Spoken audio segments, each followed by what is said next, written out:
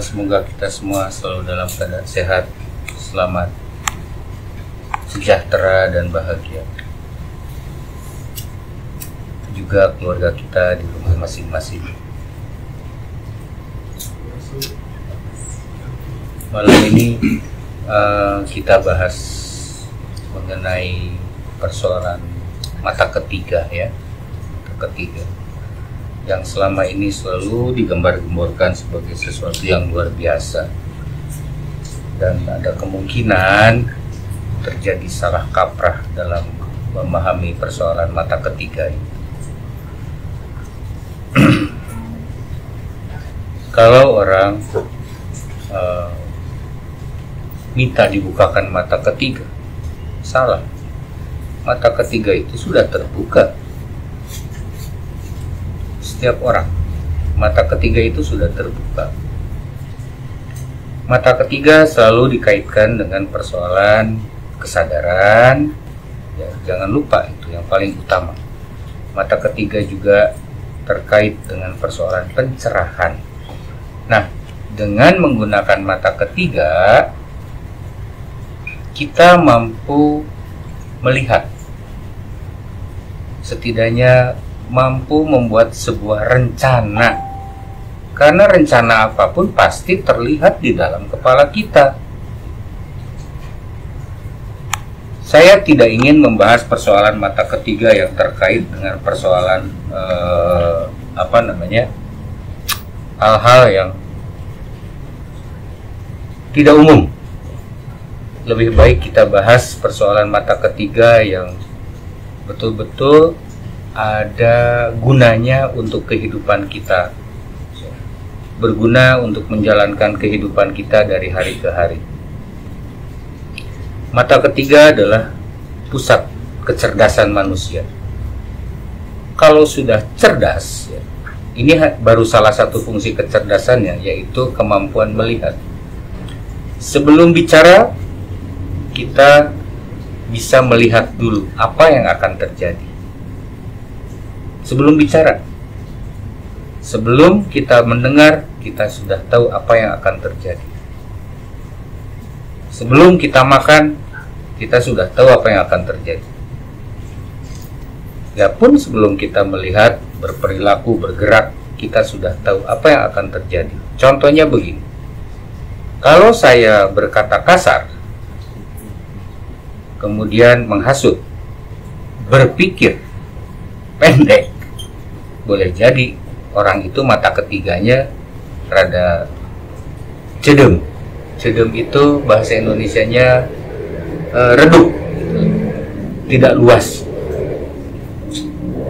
Mata ketiga adalah sebuah, kalau diuraikan menjadi sebuah perencanaan dan perancangan. Itulah mata ketiga. Bagaimana kita merancang hidup kita, ya, untuk masa depan. Dibutuhkan mata ketiga itu. Kalau banyak orang menganggap bahwa mata ketiga terkait dengan persoalan yang gaib, itu bukan mata ketiga. Itu persoalan bagaimana retina kita terbuka lebar, sehingga cahaya banyak masuk, mampu menangkap begitu banyak cahaya, ditambah dengan adanya kelembaban tertentu. Itu. Nah, jadi bisa dibilang bahwa fungsi mata ketiga yang paling utama adalah weruh saduruning winarah, yang artinya adalah tahu sebelum terjadi. Itu fungsi mata ketiga, baru salah satunya. Nah, weruh saduruning winarah ini artinya begini, kita tahu apa yang akan terjadi kalau kita mau mencubit seseorang atau memukul seseorang. Kita tahu bahwa itu pasti sakit. Itu sudah kecerdasan mata ketiga.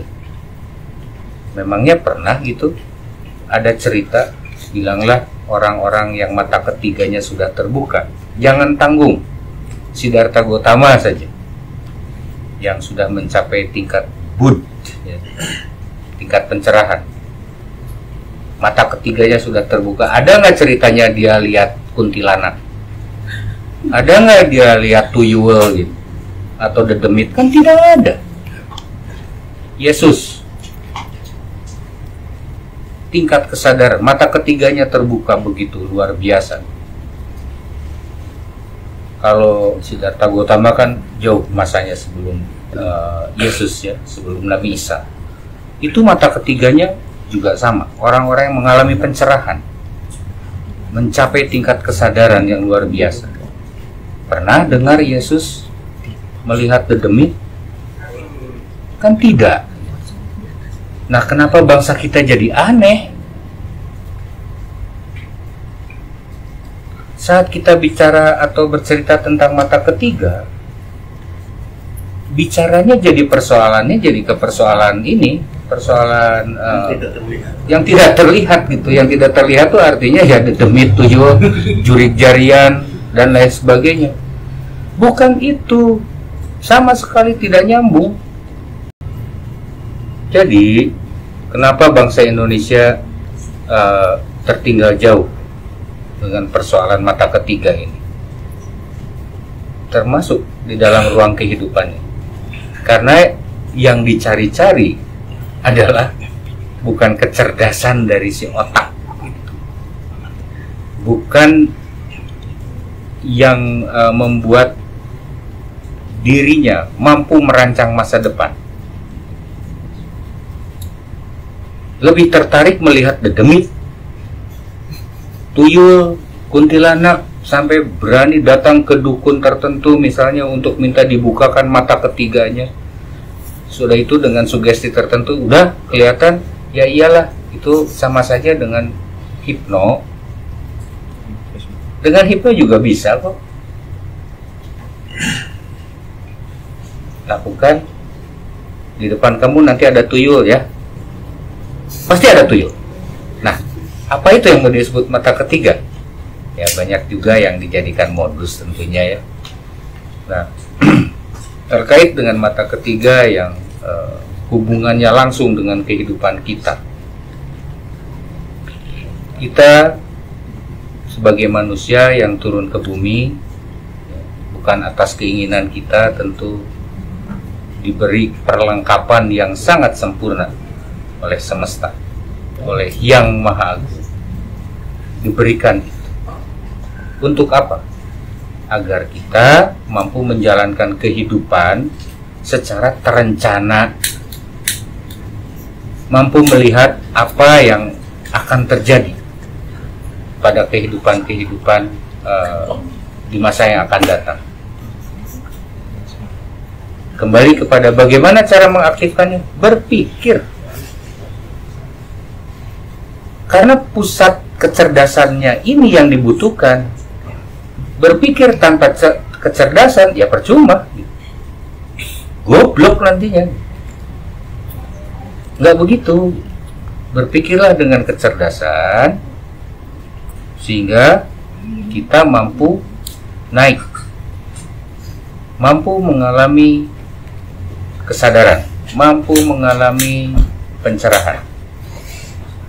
Yang paling utama adalah dari pencerahan itulah kita akan naik kepada kesadaran. Jadi kesadaran itu merupakan satu puncak pencapaian manusia. Kenapa? Karena kita lahir dari ruang kesadaran semesta. Nah, dari ruang kesadaran semesta inilah akhirnya kenapa kita harus terus menjaga kesadaran kita, terus menjaga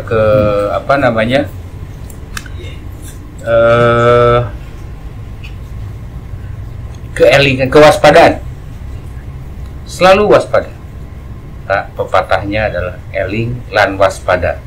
Waspadanya dari apa? Elingnya dari apa? Tentu elingnya dari persoalan kesadaran. Nah, pada saat kita mau melatih terus, maka mulailah berpikir jauh ke depan. rencanakan diri kita, apa yang akan kita lakukan di masa yang akan datang. Jangan mau lagi tertipu oleh persoalan mata ketiga yang bisa melihat sesuatu ya, enggak begitu.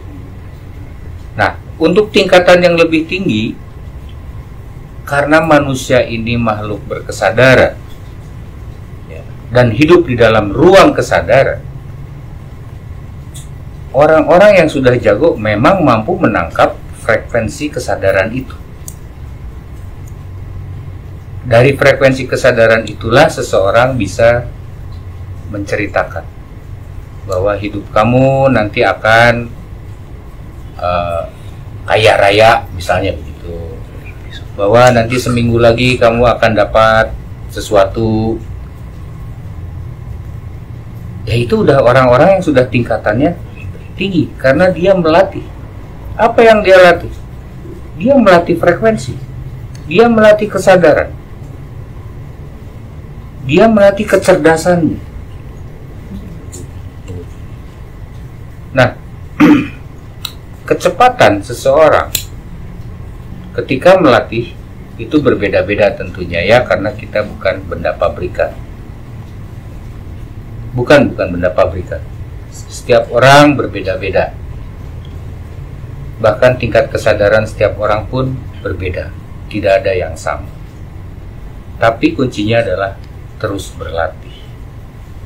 Jangan malas berpikir. Berpikir yang terencana. Berpikir yang logis.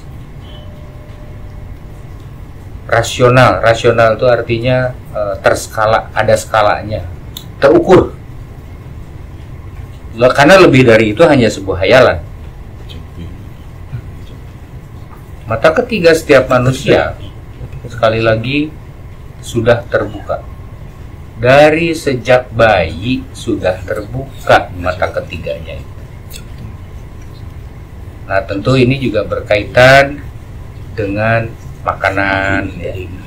Karena manusia terdiri dari unsur-unsur kimia dan tentu saja unsur-unsur fisik ya.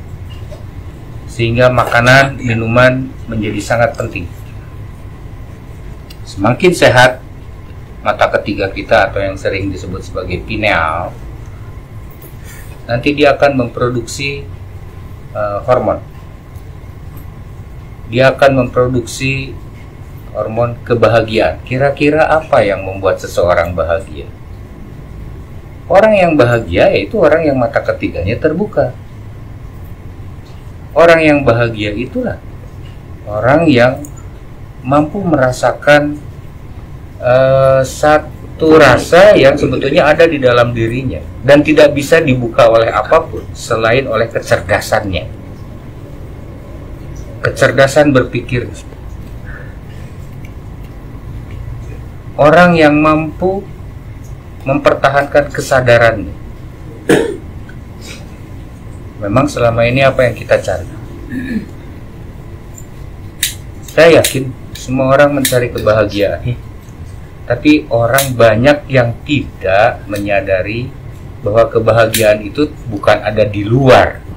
Yang di luar itu hanya sebagai trigger, tapi kebahagiaannya sendiri ada di dalam diri. Bagaimana kebahagiaan itu bisa diaktifkan? Gunakan mata ketiga itu. Artinya, gunakan kecerdasan, gunakan kesadaran. Jadi kalau ngomongin mata ketiga, yang paling penting adalah untuk meningkatkan kecerdasan dan kesadaran. Dengan demikian, kita akan menjalani kehidupan kita dengan sangat baik, dengan sangat tertata. Mereduksi kesalahan yang fatal. Itu mata ketiga.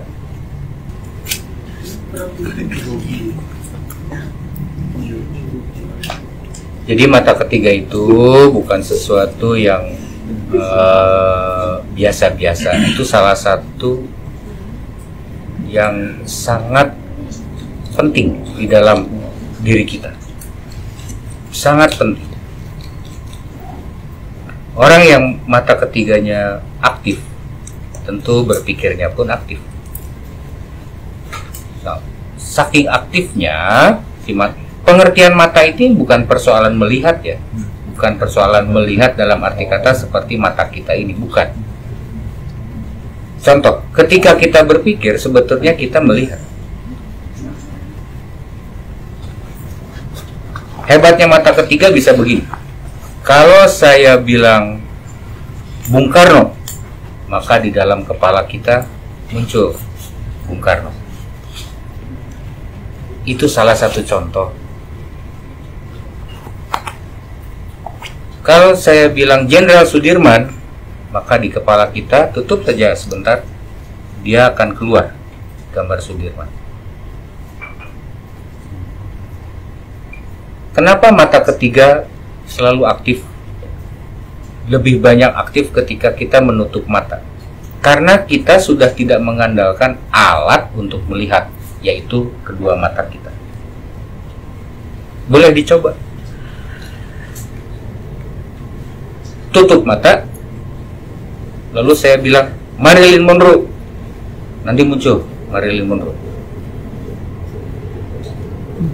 Disuruh ngapain aja mau. Apakah itu memori? Ya, bagian dari memori. Tapi apa artinya memori tanpa mata ketiga? Jadi mata ketiga ini ibarat prosesor yang mengolah data.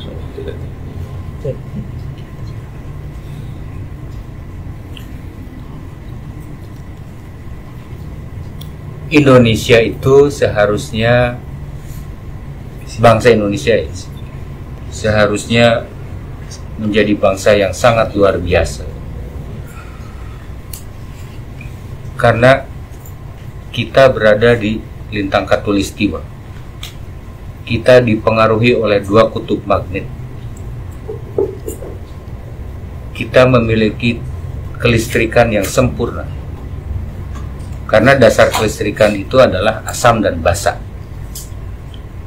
Dan itu seharusnya ada di dalam diri kita. Nah, ini sangat mempengaruhi kualitas mata ketiga kita. Kualitasnya ya, objeknya. Tugas mata ketiga adalah memproduksi kebahagiaan, kegembiraan, keceriaan.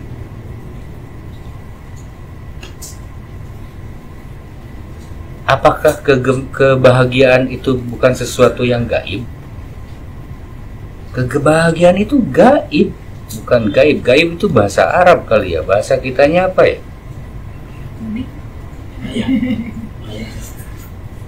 Maya ya, maya. Kebahagiaan itu sesuatu yang maya. Ya gaib lah, udah pakai bahasa yang umum aja. Pilihannya ada 3. Mau lihat tuyul, mau melihat masa depan kita sendiri, atau mau membangun kebahagiaan. Itu pilihan pada diri masing-masing. Kalau mau lihat tuyul, saya sarankan jangan. Karena setahu saya, siapapun yang pernah melihat tuyul, kuntilanak, dedemit tidak menjadi ganteng dan tidak menjadi kaya raya. Enggak. Dan pinter, ente. Tambah belegu. Tambah bodoh malah. Sawan deh.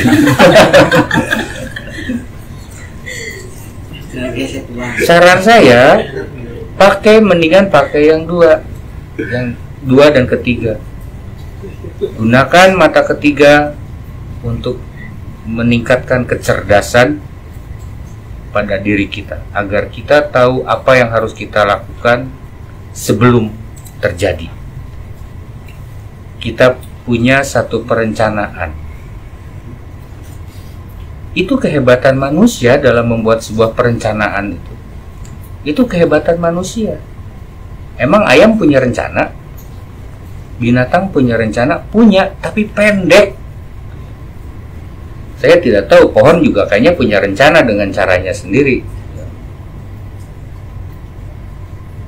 Kemudian yang ketiga adalah persoalan kebahagiaan. Nah, ini yang luar biasa. Penggunaan mata ketiga, tingkat mata ketiga yang tertinggi adalah pencapaian kesadaran hingga mencapai kebahagiaan. Siapa yang tidak ingin bahagia? Itu yang selama ini dicari oleh orang. Kenapa kita banyak, bukan kita, saya sih nggak terlalu gitu, tapi banyak orang bekerja keras betul-betul mati-matian untuk mendapatkan kebahagiaan, melakukan sebuah perjalanan jauh menuju ke tempat-tempat yang dianggap suci, baik yang di dalam negeri maupun yang di luar negeri, hanya untuk mencari kebahagiaan.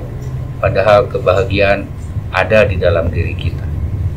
Dan kebahagiaan hanya terjadi pada saat kita mencapai kesadaran. Nah, mata ketiga inilah yang berfungsi untuk memicu kebahagiaan itu. Jadi jangan cari keluar, cari ke dalam. Cari ke dalamnya kemana? Mikir, berpikir.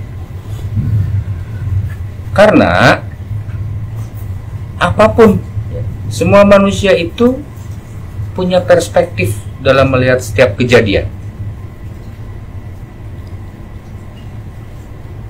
Misalnya ini, saya jangan pakai rokok. Misalnya, tentu kalau dilihat seperti ini, saya melihatnya yang ini. Yang lain lihat yang sebelah sini. Kalau perspektif berpikir kita rubah, maka akan terlihat ini. Perspektif kita rubah lagi, kita akan lihat semakin jelas. Terus begitu. Nah, kehebatan mata ketiga adalah mampu melihat dari perspektif yang berbeda. Sayangnya kita selalu terjebak melihat dari perspektif yang sama. Jadi mata ketiga kita itu dipakai untuk melihat satu kejadian dari perspektif yang itu terus. Misalnya kesedihan. Mata ketiga kita dipakai untuk melihat kesedihan itu terus. Coba geser. Pasti beda hasil. Geser lagi. Geser lagi, geser lagi, geser lagi, sampai kita mendapatkan pencerahan. Sampai kita secara sadar mencapai tingkat pencerahan. Oh, ternyata kejadian yang kemarin yang menyedihkan itu ternyata tuh seperti ini. Berubah. Cara pandangnya berubah. Bilang begini. Ini sebuah contoh saja.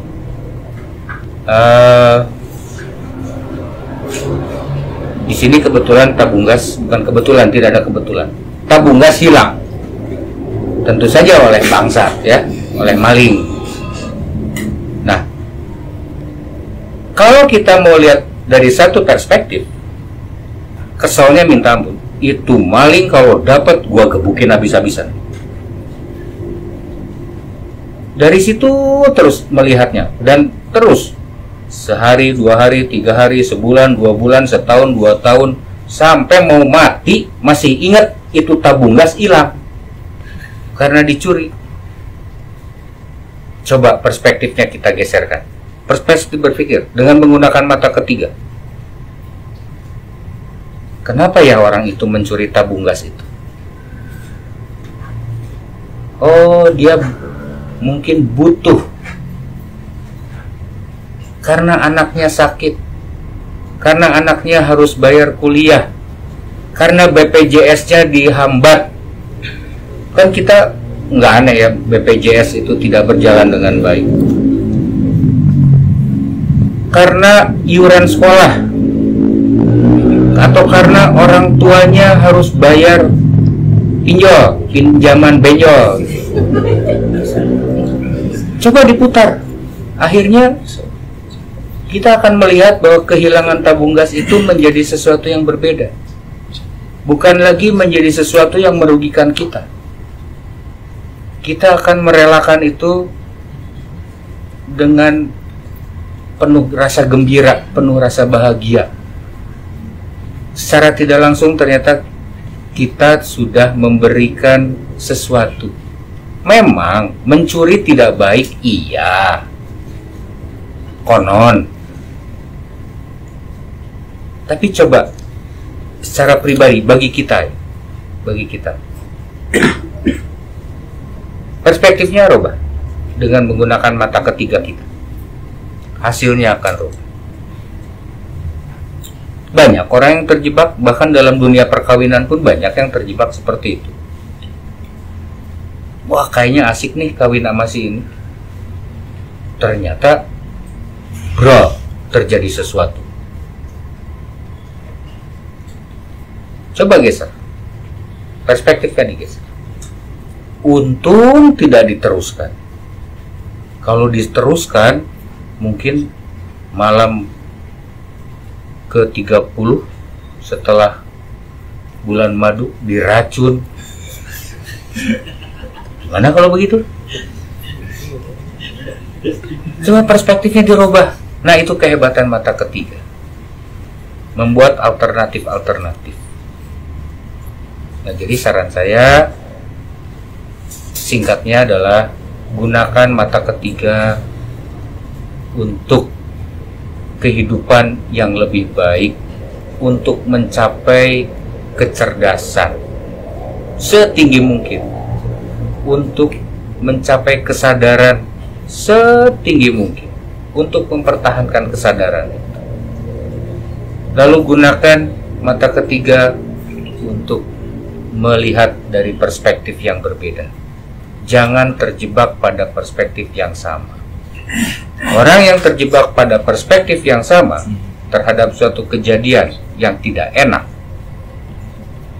ini yang tidak enak dulu, dia akan tersiksa dan energinya akan boros, akan bocor terus, nggak akan sehat.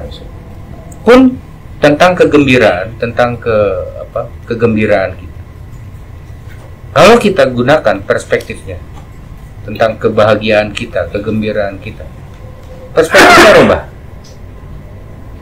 Seandainya kebahagiaan ini bisa dibagikan kepada orang lain, misalnya kita punya uang 100.000 rupiah, tentu kita sudah gembira. Coba perspektifnya dirubah. Kalau dikasihin ke seseorang setengah ewang lah, separuh ewang. Ewang tuh apa bahasa Indonesianya? Masing-masing. Ah, masa masing-masing. Satu bagian. Ya, sebagian-sebagian. Ya, sebagian-sebagian. Kita akan melihat orang yang kita kasih luar biasa. Walaupun kita berkurang dari 100.000 tinggal 50.000, bilanglah begitu. Ketika kita memberikan kepada orang itu, seseorang, apalagi dia membutuhkannya, suatu sudah kita dipuji-puji, ya kita kan gila pujian ya, manusia itu gila pujian, wajar lah, nggak apa-apa, daripada digoreng dulu. Kemudian kita melihat juga bagaimana dia tersenyum, bagaimana dia tertawa, kemudian bagaimana dia mendoakan kita, semoga terganti menjadi 5 miliar misalnya, begitulah. Bohong sih itu mungkin. Terus gitu. Nah, gunakan perspektif. Itu mata ketiga dari versi yang lain, mungkin yang jarang diguar. Diguar itu dibenjerbeaskan, dikupas. Mungkin 90% pengupasan mengenai mata ketiga adalah, ya itulah, melihat yang aneh-aneh, menjadi seorang peramal. Nggak salah, menjadi seorang peramal itu tidak salah. Tapi kudu benar. Jadi coba kita lebih bijaksana terhadap diri kita, karena kita adalah orang atau entitas yang diturunkan ke muka bumi dengan segala kelebihannya, dengan segala kehebatannya. Tidak ada orang biasa, semua orang luar biasa. Kenapa kita selalu sedih? Kenapa kita selalu susah? Kenapa kita banyak sekali ketidakenakan? Karena kita tidak mampu menggunakan mata ketiga kita untuk melihat dari perspektif yang berbeda. Mungkin ada orang yang menyebalkan kalau pakai perspektif yang sama terus di situ, ya nyebelin terus sampai kapanpun. Kayak ngelihat Sony misalnya, ganteng terus, kan sebal saya. Nah, perspektifnya saya rubah. Anjir, pan goreng dah. Itu lebih ke dengki. Lebih ya? Ya. Mata ketiga. Mata ketiga itu bisa dipakai untuk apa aja kok. Itu kehebatan. Mau dipakai untuk keburukan, boleh, silahkan. Mau dipakai untuk kebaikan, tentu lebih indah, lebih bagus, lebih sangat diharapkan oleh semesta. Semesta tidak pernah melarang kita berbuat kejahatan atau berbuat kebaikan kok. Kenapa? Karena boleh jadi apa yang kita lakukan kita anggap baik, hasilnya justru buruk. Sebaliknya, saat kita melakukan keburukan ternyata hasilnya baik. Masa lalu biasanya menjadi sebuah rekaman-rekaman yang banyak tidak enaknya. Cobalah gunakan mata ketiga kita untuk memperbaiki itu. Memperbaiki kekecewaan kita di masa lalu, kesalahan kita di masa lalu, dan lain sebagainya. Agar kita tidak terjebak dalam perasaan bersalah yang terus-menerus. Semoga apa yang sudah dipaparkan menjadi suatu ketidakpuasan, menjadi bahan perenungan untuk kita semua. Karena kalau kita bahas mata ketiga seperti versi yang 90% yang umum diceritakan, ya saya kira tidak perlu lihat inilah, nggak perlu lihat pemaparan ini, ngabis-ngabisin kuota. Mending buka YouTube yang lain. Di situ banyak cerita mata ketiga yang mengerikan, yang hebat, yang dahsyat, banyak sekali. Kita coba melihat mata ketiga kita ini untuk kehidupan kita yang jauh lebih baik, untuk mencapai kecerdasan, untuk mencapai pencerahan, untuk mencapai kesadaran, dan untuk melihat perspektif, melihat sesuatu dari perspektif yang berbeda. Baik, saya kira seperti itu paparan dari saya. Semoga banyak gunanya untuk direnungi kembali. Saran saya, lupakan mata ketiga yang terkait dengan melihat tuyul, dedemit, jurik-jarian, kuntilanak, dan apapun. Kalaupun iya, itu terlihat, nikmati. Itu sebuah bonus. Itu bonus. Karena manusia diturunkan ke bumi tidak untuk melihat yang itu. Manusia diturunkan ke bumi untuk berbahagia. Untuk menyelesaikan karma. Dan selesaikan karma itu dengan penuh kebahagiaan, dengan penuh rasa gembira gitu. Walaupun tidak enak. Tapi ketika karma itu terjadi dan kita punya kemampuan menggeser perspektif, karma yang tidak enak ya terjadi, dan kita mampu melihat melalui mata ketiga kita dari perspektif yang berbeda, saya yakin hasilnya akan beda. Demikian juga kalau kita ingin ingin kaya raya, kekayaan yang tertinggi adalah nafas. Karena sampai hari ini belum ada yang jual nafas. Jual ginjal ada, jual apapun banyak, tapi jual nafas itu enggak. Itu yang termahal. Nah, koneksi itulah nanti yang kemudian kita selalu olah. Terkait apa? Agar mata ketiga kita punya waktu untuk refresh, punya waktu untuk tenang. Kasihan dia, dihajar terus. Atur nuhun kesadayana. Mugia bahan kata Rahayu.